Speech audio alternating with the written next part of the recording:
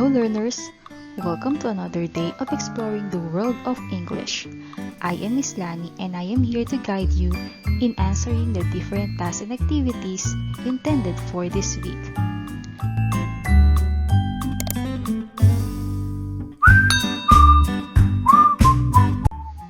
Just like before, I will be using the English 7 Pivot 4A Learners material which was published by the Department of Education, Region 4A, CALABARZON. The topic intended for this week is about phrase, clause, and sentence. I already uploaded my full instructional video on my YouTube channel.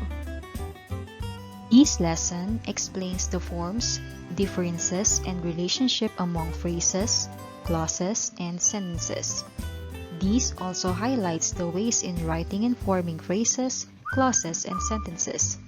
At the end of the lesson, you are expected to define and differentiate phrase, clause, and sentence. Identify phrase and clauses used in sentence, differentiate the two types of clauses, and write a meaningful sentences. Let us now proceed with your learning task number 1. The instruction is, read each group of words. Identify each group of words as to phrase, clause, or sentence. In your notebook, classify them by completing the table below. So as you can see, we have here 10 group of words. Number 1, an empty room. 2, I am sick. 3, horror movies lately. 4, while you were sleeping. 5, I found my coin purse under my bed. 6, if I were a boy. 7, above the clouds. 8, although she graduated. 9, but she fixed it. And 10, where are you going? So, ang gagawin niyo dito sa group of words na to is you're going to classify them kung sila ba ay phrase, clause, or sentence. Ang gagawin niyo is you're going to make a table in your notebook or booklet with 3 columns. So, sa first column, ilalagay nyo yung word na phrase. Second column, clause. Third column, sentence. So, katulad ng sinabi ko kanina, ika-categorize nyo itong 10 words na to kung saan sila nabibilang. Halimbawa, yung number 1, an empty room. So, yung an empty room ay sinulat natin dito sa phrase. Okay? So, the rest, ika-categorize nyo siya kung saan sila dapat nakalagay. For learning task number 2, the instruction is, identify what is being asked in each statement. Choose the letter of the best answer. Write your answers in your notebook. So, learning task number 2 is a 15-item multiple choice test. Okay, ang gagawin nyo lang is to simply read each statement and identify what is being asked in each number. So, ang gagawin nyo lang is to write the letter of what you think is the best answer. Letters only. Okay, let's begin with phrase. A phrase is a group of words that stands together as a single grammatical unit, typically as a part of a clause or a sentence. It cannot stand alone as it does not contain a subject and a verb. It does not give a complete idea. It usually consists of an article, preposition, or a noun. A phrase acts as a noun, an adjective, or an adverb in a sentence, so it can also be defined as a group of related words which lacks a subject and a verb that acts as a single part of speech in a sentence. Example, on the table, finish the task, Christine and her friends. So, pag sinabi nating phrase, sa Filipino ay parirala. Okay? Ang phrase, it cannot stand alone kasi ang phrase ay part lamang ng isang sentence or clause. So, a phrase does not contain either subject or verb or pwedeng walang subject at walang verb. So, usually, yung phrase, nagsisimula siya sa article. For example, the beautiful lady. O kaya naman, preposition, inside the car. O kaya naman, noun, Jane and her friends. Okay? So, dito sa example natin na nakalagay, yung on the table, ito yung phrase na walang subject at walang verb. Finish the task. this is a phrase na merong verb, which is yung finish, pero wala siyang subject. Tapos yung Christine and her friends, a phrase na may subject, which is Christine, pero hindi present ang verbs. So these are all example of phrase. Okay, so let's have the clause. A clause is a group of words having both subject and a verb. It can sometimes act as a sentence, but it's not always the case. Okay, so yung clause sa Filipino, yung tinatawag natin na sugnay. Now, unlike ng phrase na sometimes may subject pero walang verb, o kaya naman may subject pero walang verb, or parehas na wala yung subject and verb, ang clause, meron siyang subject and verb always. Okay? So, sometimes kaya niya mag-stand alone pero hindi palagi. Okay? So, may pagkakataon na kailangan i-attach yung clause na yon sa isa pang clause para magkaroon ng meaning. Now, we have two types of clause. The first one is independent clause. Independent clause is one that can stand alone as a sentence. It requires no extra information to understand. It has a subject, a verb, and a complete thought. Now, take a look on this example. We have, after I die, I will be forgotten. Yung tinatawag nating independent clause dito is yung I will be forgotten. Okay? Now, meron tayong subject, yung I.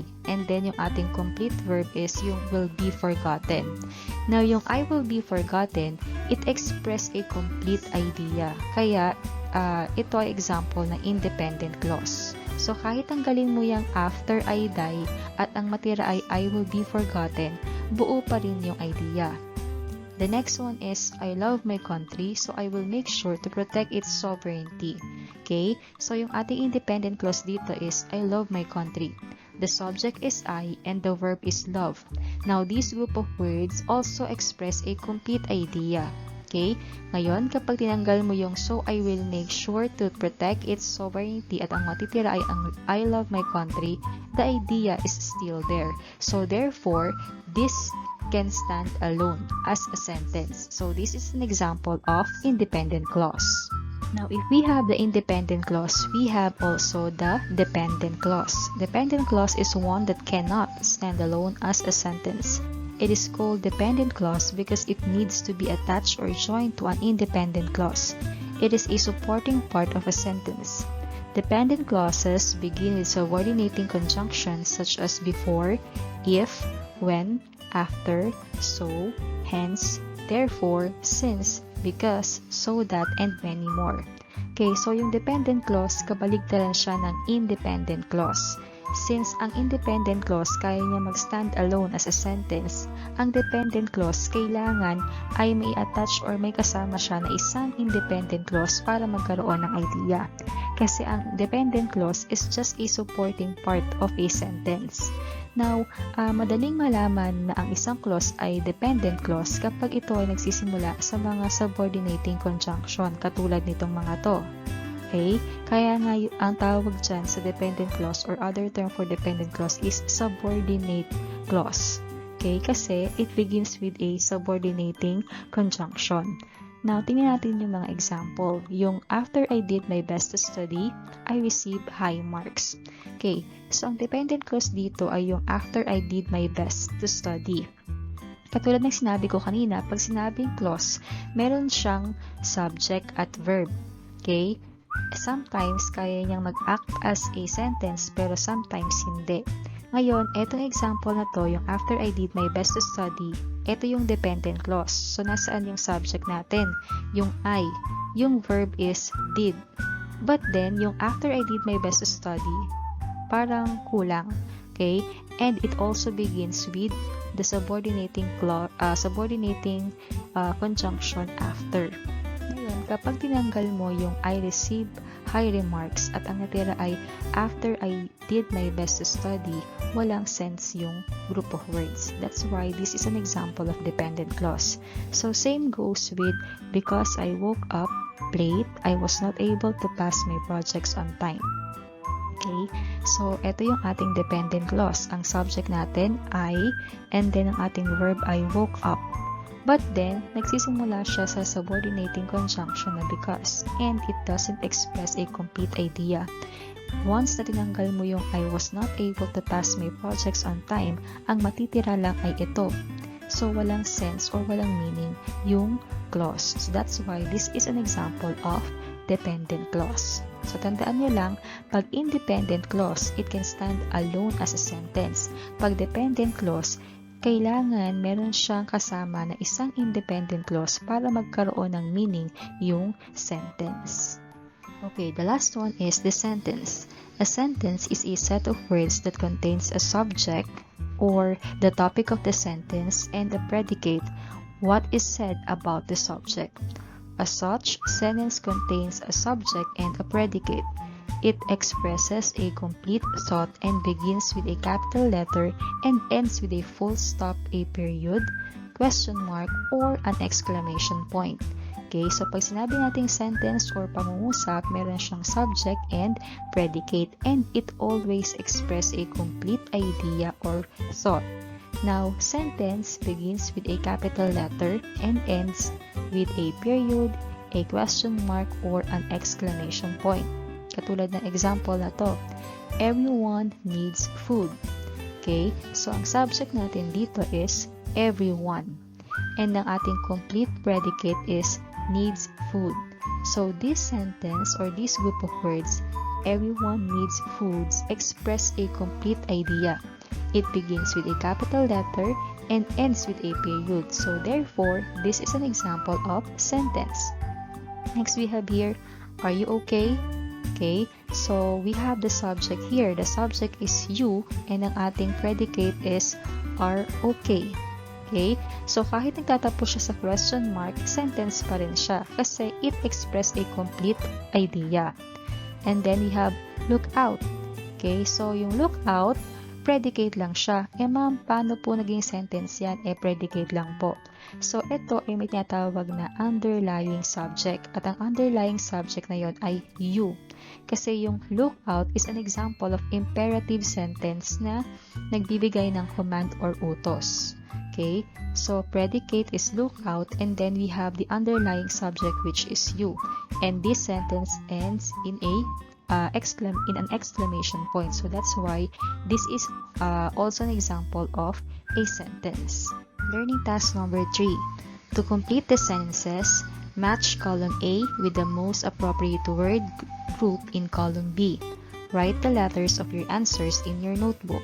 Okay, so ang gagawin niyo dito, para mabuo yung mga group of words na to sa column A into a sentence, hahanapan niyo siya ng ka-partner or ka-match dito sa mga group of words na to under column B. Okay? So, for example, yung number 1, the wedding ceremony. Okay? So, sa palagay nyo, ano ba yung ka-match ng the wedding ceremony na makikita sa column B? For example, the wedding ceremony started late. So, therefore, ang sagot niyo sa number 1 ay letter E. Next, learning task number 4. The instruction is, in your notebook, copy the sentences and underline each dependent clause. Okay, so you're going to copy these 10 sentences in your notebook or booklet and underline the dependent clause.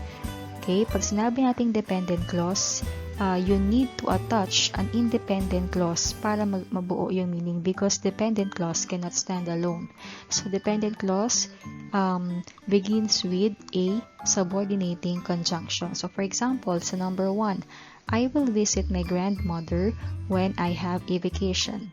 So, kokopyahin nyo yung sentence na to and then you're going to underline what is the dependent clause. So, for example, we have here, when I have a vacation. So this one is the dependent clause. Okay, next, learning task number 5. In your notebook, write CS if the sentence is complete and IS if the sentence is incomplete. Okay, so there's no need for you to copy these 1 to 10 group of words. Ang gagawin nyo lang is to identify whether the given group of words is either complete or incomplete. So for example, in number 1, because it is already damaged. So you're going to think kung ang sentence or ang group of words ba na to ay complete sentence or not. So for example, because it is already damaged, so the answer is incomplete. Then simply, you're just going to write IS. Okay, so ito yung parang pinaka-table ng summary ng discussion ng phrase, clause, and sentence. So pag sinabi natin phrase, group of words siya. Incomplete thought or idea, walang subject, walang verb, o kaya naman may subject pero walang verb, or may verb pero walang subject, and phrase is a part of sentence. When we say clause, group of words then, almost complete thought or idea, kasi diba sometimes clause can stand alone pero hindi always. And then it has a subject and a verb. And then clause is also a part of a sentence. Next is the sentence. So sentence is a group of words. It expresses a complete thought or idea. Okay, sentence has a subject and verb. Now when we say sentence, meron siyang phrase, meron din siyang clause. Kasi ang phrase and clause is just a part of a sentence. Learning task number 6. Identify what is being asked in each statement. Choose the letter of the best answer. Write your answers in your notebook. So, learning task number 6, parang katulad lang ng learning task number 2 kanina. Kaya lang, learning task number 2, meron siyang 15 items. Etong learning task number 6, meron siyang 10 items. So, katulad ng instructions sa learning task number 2, you're just going to read each of the following statements and identify what is being asked. Okay? So, you're just going to write letters only. Okay, so for the last task, fill the blanks with group of words to form a meaningful sentences. Write your answers in your notebook.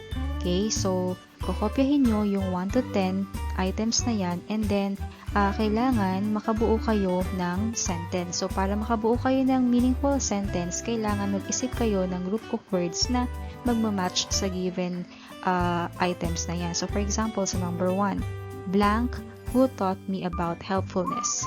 Yung who taught me about helpfulness, di ba parang incomplete siya. So mag-iisip kayo ng words or group of words na pwede nyo i-attach dyan para magbuo yung sentence. So for example, I have here, Diana is my friend who taught me about helpfulness. So buo na yung ating sentence. And that's the end of my simple video tutorial about phrases, clauses, and sentences. I hope that this video tutorial will help you to accomplish the given tasks and activities intended for this week. Thank you for watching.